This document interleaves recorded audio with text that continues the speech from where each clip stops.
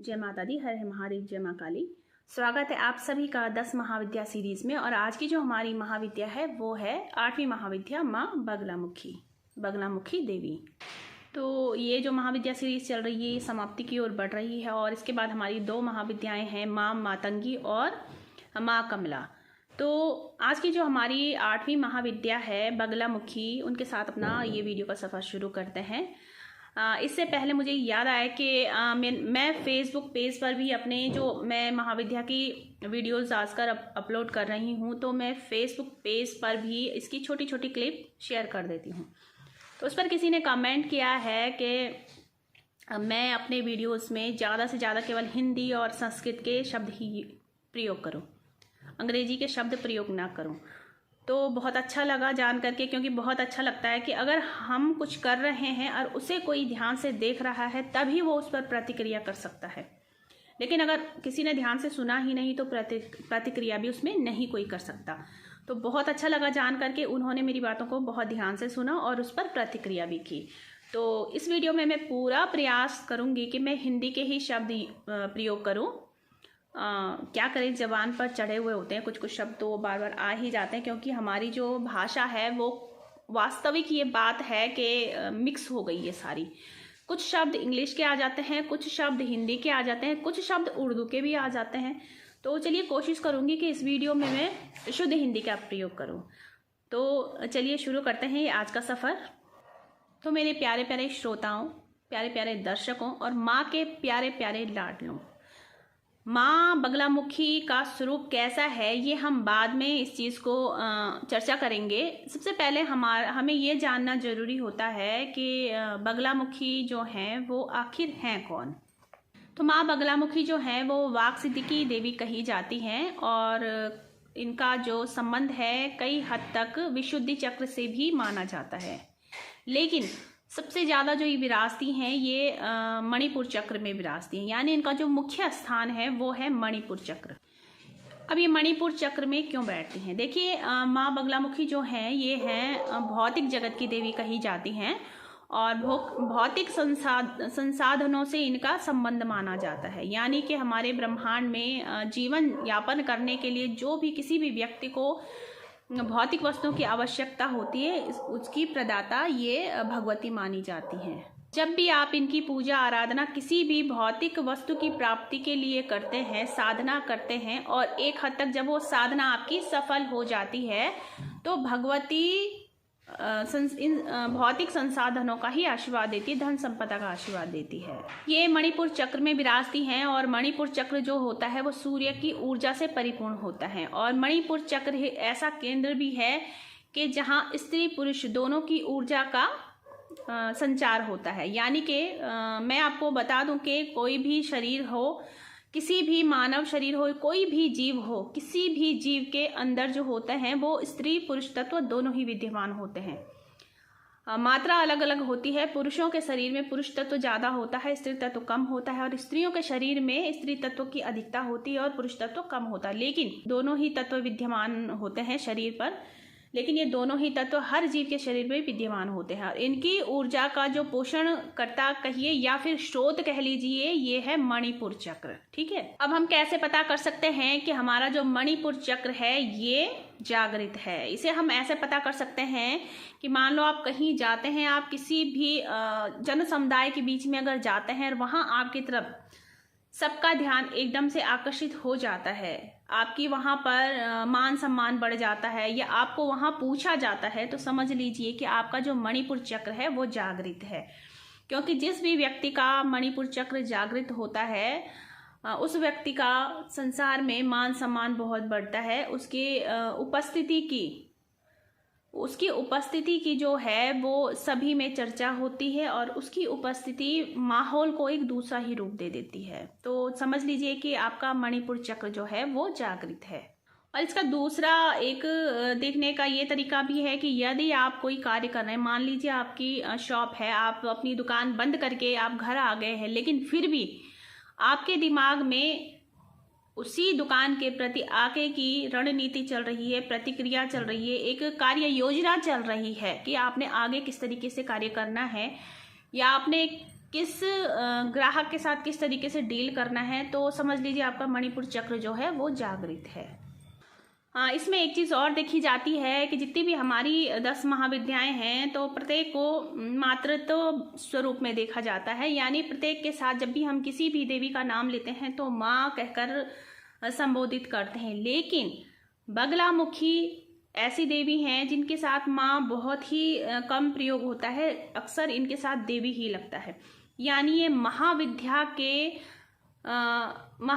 के स्वरूप में पूर्ण एक ऐसी ऊर्जा है जो केवल महाविद्या के ही रूप में है, माँ के रूप में यहाँ इन्हें नहीं माना जाता। इन्हें केवल एक विद्या के रूप में माना जाता है, क्योंकि ये बहुत ही उग्र शक्ति हैं और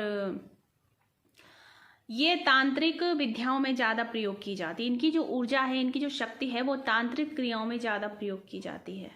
अभी आप जानेंगे कि ये किस तरीके से उग्र है और इन्हें किस प्रकार से माँ की आप संज्ञा नहीं दे सकते। ये एक देवी, ऐसी देवी शक्ति हैं जिनका के प्रयोग भौतिक जगत से माना गया है, लेकिन जो सच्चा भाव रखते हैं और जो माँ की साधना नहीं केवल पूजा अर्चना और भाव समर्पित करते हैं, वो तो इन्हें माँ ही कहते हैं, क्योंकि सारी जो प्रकृति है वो माँ ही है और ये सारे स्वरूप जितने भी हम देखते हैं सारे इसी प्रकृति के स्वरूप हैं। और देखिए, मैं पर्सनली अपना कहूँ तो मैं इन सभी देवियों को माँ ही मानती हूँ। 10 महाविद्या हो चाहे नवदुर्गा हो, मैं इन्हें माँ कहकर ही संबोधित करती हूँ और माँ बेटी के भाव से ही देखती हूँ। साधना एक अलग चीज़ हो गई और समर्पण, एक भाव का समर्पण कर देना अलग चीज़ हो गई। अब आगे देवी के और गुणों की बात कर लेते हैं। देवी जो है वो स्तंभन की देवी भी माना गया, इन्हें सम्मोहन की देवी भी माना गया है माँ बगलामुखी को। यहाँ पर स्तंभन का अर्थ है अड़िग रहना, यानी एक खंबे की तरह, एक स्तंभ की तरह अपने संकल्प पर अड़िग रहना। बगलामुखी की साधना आराधना जो भी करते हैं उनमें बहुत अड़िग एक विश्वास पैदा हो जाता है, क्योंकि देवी अपने साधक को अड़िग बना करके रखती है, यानी कि बिल्कुल जो हिले डुले नहीं, किसी भी छोटी बात से जिसका मन विचलित ना हो। और इन्हें ध्वनि की देवी भी कहा जाता है, तरंगों की देवी भी कहा जाता है। देखिए, हमारा जो ब्रह्मांड है वो तरंगों में से निर्मित है। हमारे ब्रह्मांड में तरंगे प्रवाहित होती रहती हैं, यहाँ तक कि हमारा जो शरीर है वो भी तरंगों से ही निर्मित है। हमारे शरीर की कई परतें हैं, हड्डियाँ ले लीजिए आप, मांसपेशियाँ ले लीजिए आप, त्वचा ले लीजिए, मतलब एक ऐसा निर्माण है जिसमें कई चीज़ें प्रयोग की गई हैं। तो हमारे ब्रह्मांड में जितनी भी चीज़ें बनाई गई हैं वो किसी न किसी मिश्रण से ही तैयार की गई हैं, यानी सब में तरंगों का प्रभाव देखने को मिलता है। तो बगलामुखी जो है वो इसीलिए भौतिक जगत की देवी कही गई हैं, क्योंकि ये तरंगों से भी संबंध रखती हैं और प्रकृति में ऐसी कोई भी शक्ति नहीं जो देवी के स्तंभन से चूक जाए, क्योंकि इस ब्रह्मांड की जो ध्वनि है ये स्वयं ही है, इसलिए ये हर तरंग में, हर ध्वनि में विद्यमान रहती हैं। देवी मोहित भी करती हैं।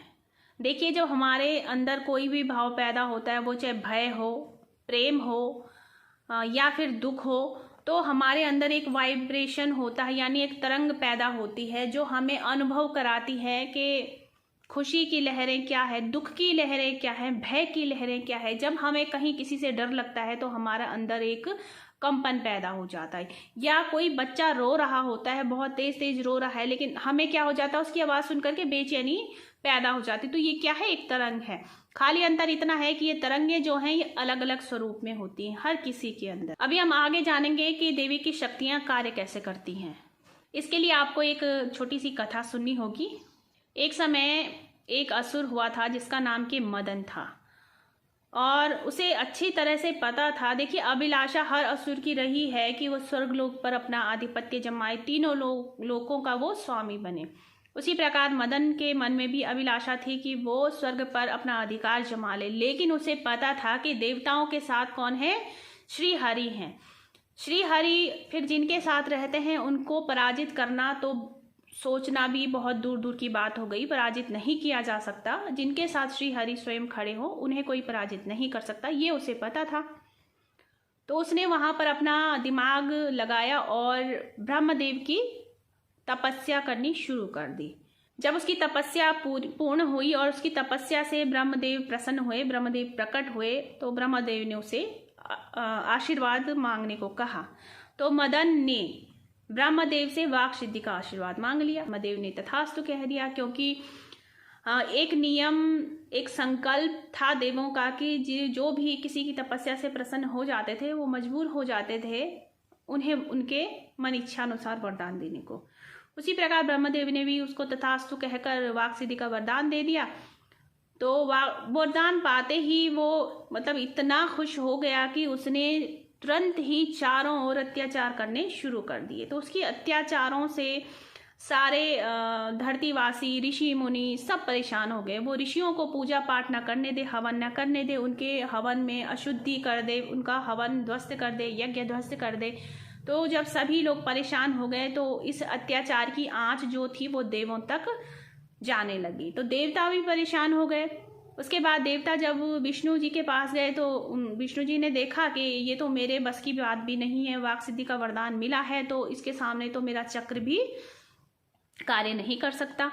तो अब क्योंकि श्री विष्णु जो है पालन करता है तो ये जिम्मेदारी सब उन्हीं के कंधों पर थी, सबको सुरक्षित रखना, सबको बचाना। तो उन्होंने देवी आदि शक्ति पराशक्ति की तपस्या करनी शुरू कर दी, सब देवताओं को साथ लेकर के। तो उनकी तपस्या से प्रसन्न होकर के देवी आदि शक्ति बगलामुखी के रूप में प्रकट हुई। जब देवी ने उन्हें आश्वासन दिया रक्षा का, तो देवी ने मदन को तो सबसे पहले मोहित किया, यानी मदन जो राक्षस था उसको सबसे पहले मोहित किया। वो मोहित होकर के देवी के पास आ गया। जैसे ही वो देवी के पास आया, देवी ने उसको स्तंभन कर दिया, यानी उसको जड़ बना दिया। जब वो बिल्कुल जड़ बन चुका था, स्तंभन उसका हो चुका था, यानी उसका हिलना डुलना बिल्कुल बंद हो चुका था, तो देवी ने उसकी जीभ उसके मुख से बाहर खींच ली और उसकी जीभ को बाहर खींच करके देवी ने उसका अंत कर दिया। लेकिन उसके मरने से पहले, यानी उसके अंत करने से पहले, जैसे ही देवी ने उसकी जीभ उसके मुख से बाहर खींची तो उसको एक एहसास हुआ अपनी भूल का।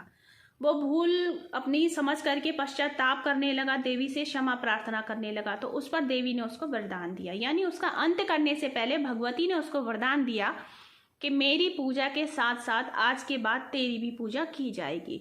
तो आप इंटरनेट में खंगालेंगे या आप किसी भी तस्वीर में देखेंगे, किसी भी मूर्ति में देखेंगे, तो आपको जब भी बगलामुखी की तस्वीर दिखेगी तो आपको साथ में उस राक्षस, यानी वो मदन जो राक्षस था उसकी तस्वीर भी दिखेगी।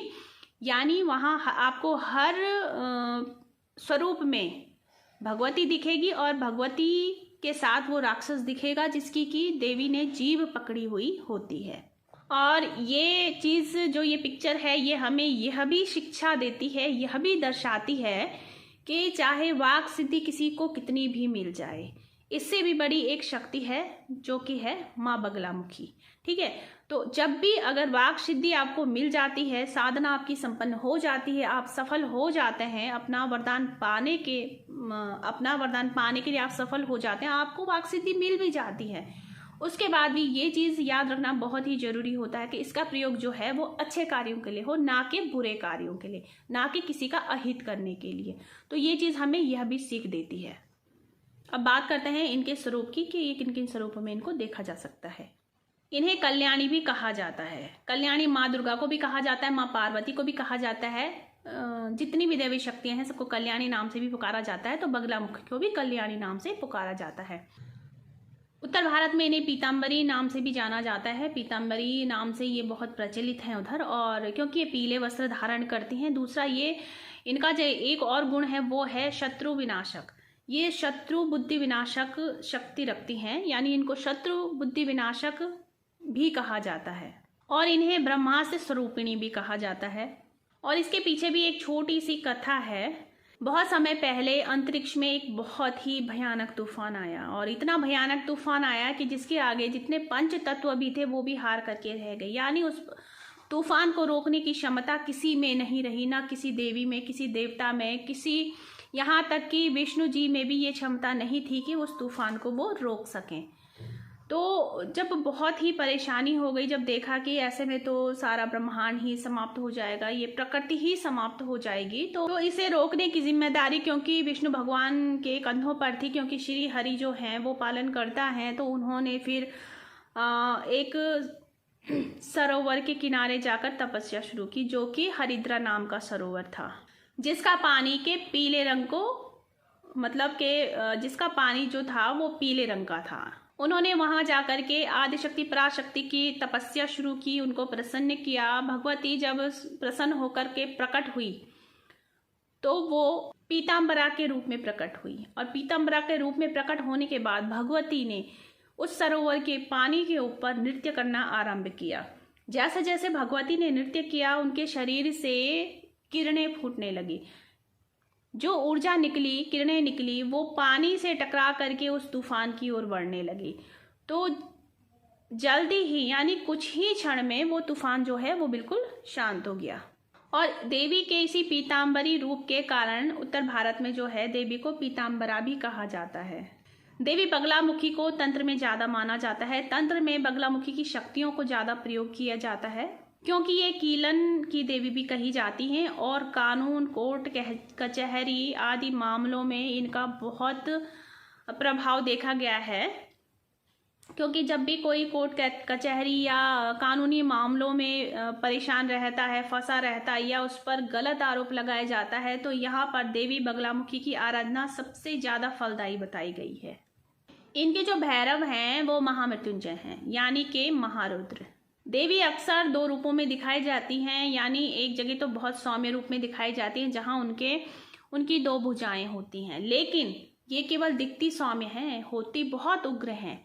इनका जो स्वभाव है ये उग्र ही आपको मिलेगा, सौम्य नहीं मिलेगा। ये देखने में सौम्य लगेंगी लेकिन इनका स्वभाव जो है उग्र है। दूसरा जो इनका स्वरूप दिखाया जाता है वो चतुर्भुजा स्वरूप दिखाया जाता है, लेकिन मदन जो राक्षस है इनके दोनों स्वरूपों में ही इनके साथ दिखेगा। दोनों स्वरूपों में इनके पास गदा भी आपको दिखेगी।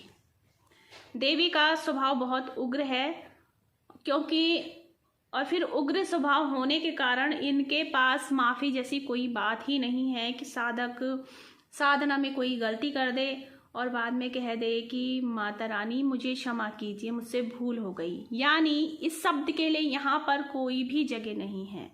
लेकिन अगर आप सच्चे भाव से स्वयं को इन्हें समर्पित कर देते हैं, इनके चरणों में अपने भाव समर्पित कर देते हैं, अपनी भक्ति समर्पित कर देते हैं, तो ये जरूर आती हैं, जरूर प्रसन्न होती हैं।